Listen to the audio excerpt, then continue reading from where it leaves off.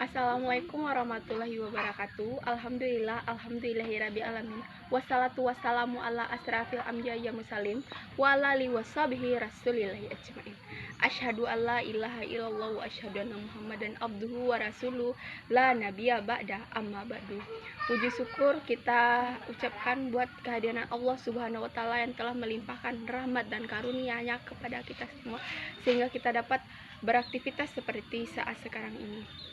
Salawat beriringkan salam tidak lupa pula kita hadiahkan buat Nabi besar kita, yakni Nabi Muhammad SAW yang telah membawa umat manusia dari alam kebodohan sampai alam berpengetahuan seperti yang kita rasakan saat sekarang ini. Baiklah, saya Yuki Setriani, NIM 19002096.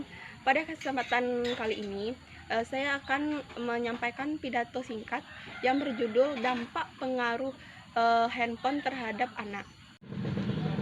Pada zaman sekarang ini, pasti kita tidak asing yang namanya dengan handphone atau media elektronik lainnya. Kita sering menggunakannya dalam kehidupan sehari-hari, apalagi pada saat masa pandemi sekarang ini. Semua kegiatan kita, baik pekerjaan maupun kegiatan kita itu dialihkan dari rumah. Dan untuk fasilitasnya kita menggunakan handphone sehari-hari, terutama pelajar dan mahasiswa sangat menggunakan handphone tersebut. Tapi apakah terpikir oleh kita dampak yang ditimbulkan oleh handphone ini, baik itu dampak negatif maupun dampak positif? Nah, pada kesempatan kali ini saya akan menjelaskan tentang itu. Sudah menjadi hal lumrah bagi kita bahwa melihat anak SD sudah mahir menggunakan handphone. Bahkan anak balita yang umur 3 tahun pun sudah mahir mengotak-atik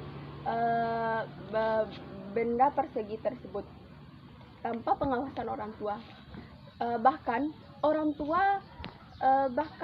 tua pun bangga melihat anaknya mahir mengotak-atik benda persegi tersebut. Sebenarnya orang tua itu tahu nggak sih dampak yang ditimbulkan dengan membiarkan anaknya memakai HP sendirian tanpa pengawasan orang dewasa. Bahkan mereka menganggap bahwa handphone tersebut sudah menjadi kebutuhan bagi anak-anaknya. Bahkan ada anak-anak yang tidak memegang HP selama 1 jam pun mereka sudah panik, sangat panik sekali. Karena ketergantungan mereka terhadap handphone tersebut, karena kebiasaan mereka memakai handphone tersebut setiap hari tanpa dibatasi oleh orang tua. Dan sekarang saya akan membahas tentang dampak positifnya handphone bagi anak-anak. Yang pertama yaitu mempermudahkan komunikasi. Pada hakikatnya handphone kita gunakan sebagai media komunikasi dengan satu orang dengan orang yang lain, baik itu jauh. Bisa kita gunakan untuk menelpon orang yang jauh ataupun orang yang dekat dengan kita. Kita bisa berkomunikasi dengan melalui handphone. Yang kedua yaitu menambah pengetahuan tentang perkembangan teknologi. Ini juga sangat penting ya. Dengan menggunakan handphone kita bisa mengetahui teknologi-teknologi yang baru yang dikembangkan oleh negara-negara maju, baik negara kita sendiri maupun negara tetangga, seperti robot, seperti mobil tanpa kemudi, dan itu kita bisa mempelajarinya, melihatnya melalui handphone. Bahkan handphone ini sudah sangat menyebar dari kota sampai ke pelosok desa. Dan dengan kita menggunakan handphone itu berarti kita telah update dengan tidak ketinggalan zaman. Yang ketiga yaitu memperluas jaringan persahabatan. Nah, ini yang sering kita lakukan. Kita sering bermain di sosial media seperti Facebook dan Instagram. Facebook dan Instagram ini kita bisa melihat orang-orang yang terdekat kita sampai yang orang-orang jauh-jauh, bisa dari luar kota atau luar negara. Dan dengan itu kita kita berteman dengan dia dan lama kelamaan chat, dan akhirnya kita memiliki rasa nyaman tersendiri. Akhirnya kita bersahabat dengannya. Bahkan ada orang yang mendapatkan jodoh melalui media sosial, betul kan?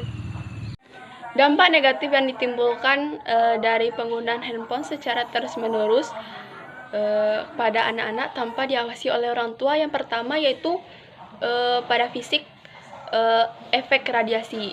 Handphone secara tidak langsung memancarkan atau memantulkan radiasi kepada kita, terutama sangat berpengaruh buruk pada mata kita. Penggunaan handphone yang secara terus-menerus tanpa menggunakan kacamata atau pelindung lainnya itu dapat merusak mata kita, yang lama-kelamaan apabila itu dibiarkan maka akan membuat kebutaan atau minus pada mata. Sangat banyak kita dengar kasus bahwa banyak anak-anak SD masih kecil-kecil sudah menggunakan kacamata, dan itu salah satu efek dari radiasi handphone. Yang kedua yaitu rawan terhadap tindakan kejahatan. Anak-anak usia dini yang sudah diperbolehkan memainkan handphone itu sangat rawan terhadap kejahatan. Misalnya gini, ada penjahat atau penculik yang melihat anak-anak usia dini sudah memainkan handphone dan mengundang niat si pencuri tersebut untuk mencuri handphone si anak, dan ini sangat berpengaruh buruk. Baiklah kalau dia hanya mengambil handphone, kalau dia melakukan kejahatan kepada anak kita gimana?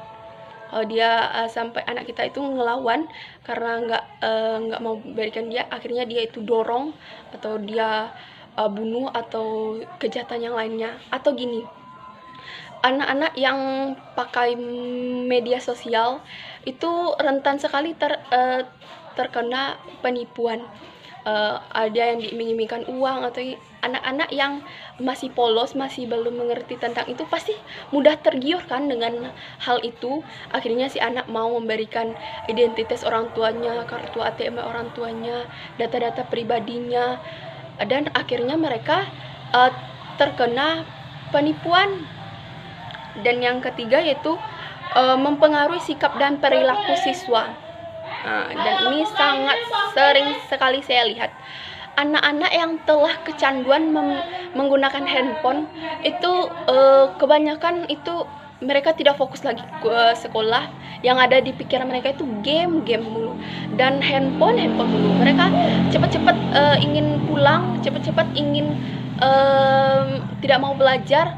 Itu karena pengaruh handphone tadi, karena mereka udah nggak sabar, karena mereka itu emang udah kecanduan, emang udah keterbatasan, emang udah ketergantungan dengan handphone tersebut. Jadi susah juga bagi kita orang dewasa untuk mengingatkan mereka, karena mereka sudah terbiasa dengan hal itu. Mereka sudah lumrah dengan benda-benda handphone tersebut. Mereka mahir menggunakannya, bahkan mereka lebih mahir menggunakan daripada kita yang dewasa. Benar kan?